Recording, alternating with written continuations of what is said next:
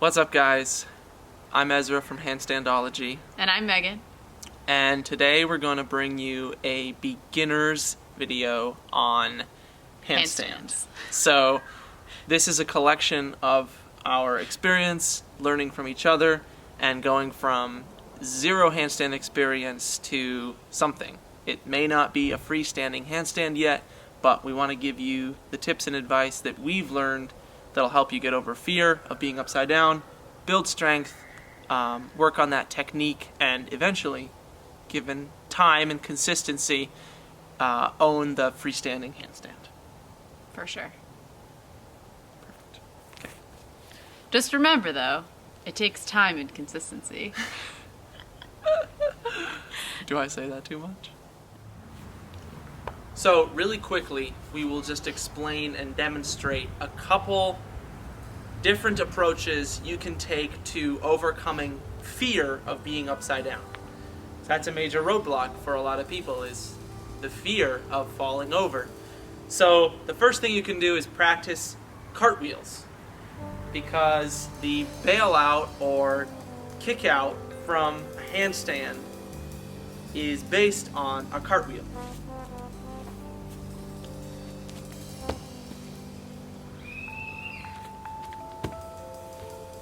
So, you might have a strong side and you might have a weak side. That's okay. We're just going to practice getting comfortable with the skill, little by little by little. This is largely just based on repetition. And then the next is an actual kick up, but Meg's going to bail out to the side.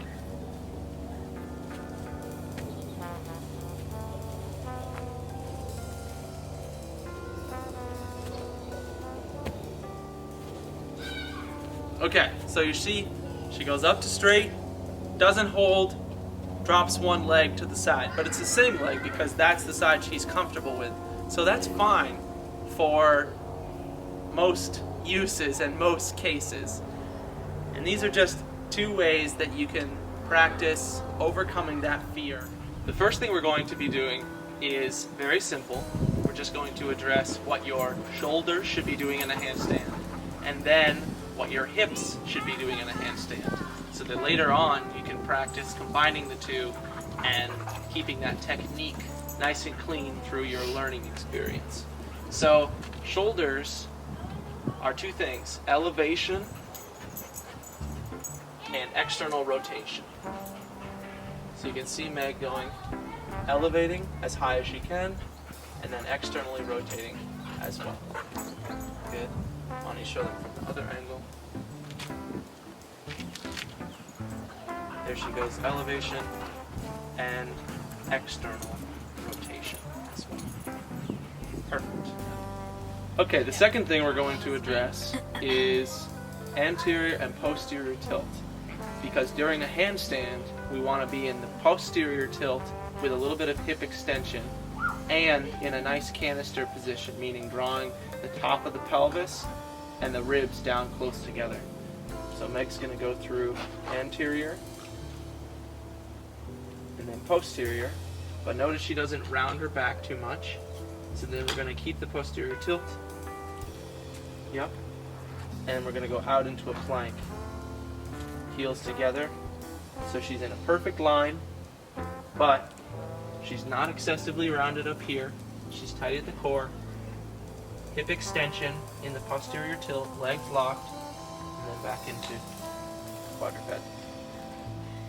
Okay, now we're going to work on steps to get upside down, because now we understand what the shoulders and hips should be doing, but we've actually got to get to the wall and then eventually to the handstand. So Meg's going to take us through the very first step that I want you to master, which is the plank position, and then a transfer to the down dog position. We're going to go through repetitions of this, up on the toes,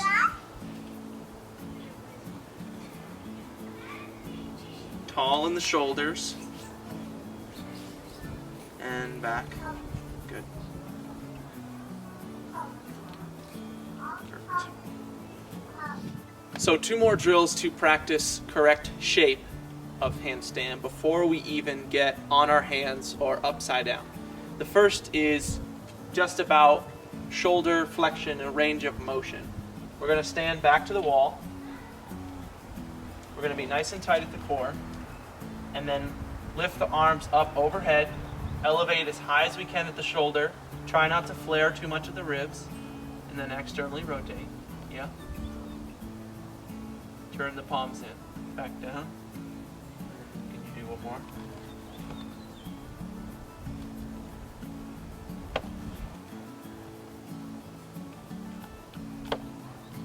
Good. External rotation. Perfect. And then we're going to do almost the exact opposite, which is a tilted stand against the wall. So give yourself about a foot to a foot and a half. A little more on your tiptoes. Nice and tall here. Squeeze the butt in. Yep, nice and hollow. And put a little bit of external rotation on the arms. Good. And then I'll have you reset and move the feet in a little bit to make it easier.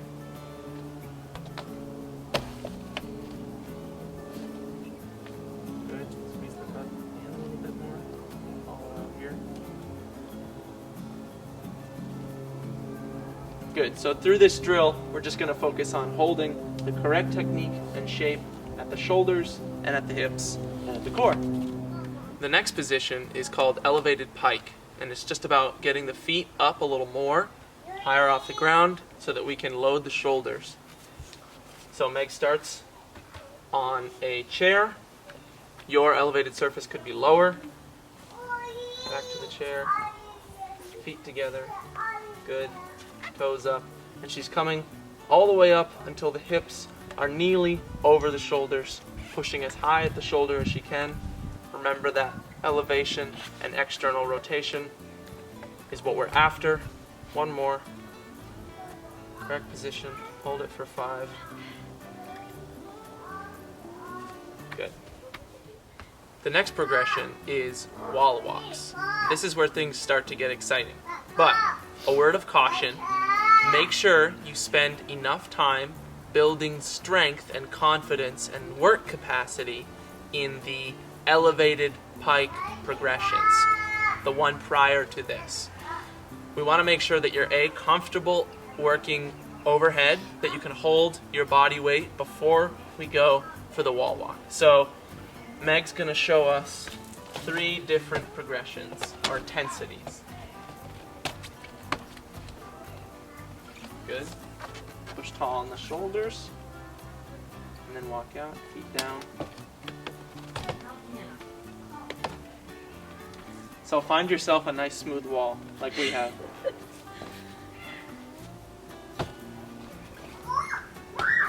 Walk a little further in. Perfect. She's walked a little further in this time. Push tall, push tall, push tall. Good. And then back in.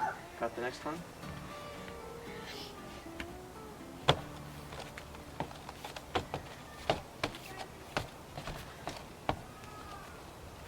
Perfect. Point your toes. Good. Good. And back down. Now, onto kick-ups. Kick-ups are where things start to get messy because they don't really promote a proper body line or good technique unless they are practiced correctly. So there are 2 types of kick-ups. A lunge in, which we want to do in a long position. Notice how she's going down and out, a long step forward. Versus a bad short kick-up, which is straight down. The short kick-up is not useful because we lose momentum and it's not fluid at all. And then we'll go to the other variation of kick-up, which is hands start on the ground. And specifically, we want to make sure that the shoulders start over the hands.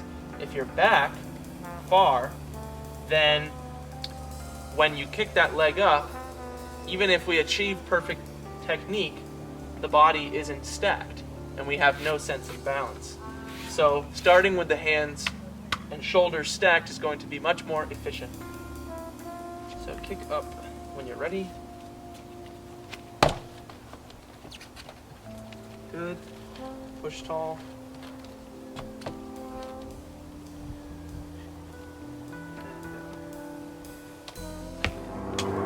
Okay, now let's introduce a couple drills that you can use to build strength and proprioception, which is awareness of your body in space, while you practice building strength and work capacity. So the first is, we're going to measure the distance from the wall using the toes pointed. We're going to be in this bent knee position. And all Meg's going to do is find the distance from the toe point to the kneecap. Then we're going to mark it with something. And then she's going to turn around and place her palms at the object in front of. Yeah, there you go. And once we have that, we're going to kick up. So if you have a spotter, use a spotter. She's going to kick up, both knees bent, toes pointed. She's in the correct position, and all she's working on doing, not even pulling the toes from the wall, just correct position. Nice tight at the butt and down. The next drill to build awareness upside down is, once you've been comfortable with chest to wall and you've got some strength capacity to work in a handstand, we're going to kick up, back to wall, and work on bringing one foot off of the wall. Good. Push tall. 1 foot off. Good. A little more. Boom, right there. So she's working on finding that line, but not pulling the other foot from the wall on purpose until she comes down. Now we're going to show you the reverse of what we just did, which is chest to wall and bringing 1 foot off. So go ahead.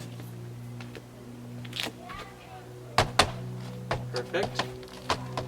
So she walks in close to the wall, and then we're going to get toes pointed, 1 foot off of the wall just slightly. She's working on finding that line but not pulling away. Simply pushing tall in the shoulders and then coming back.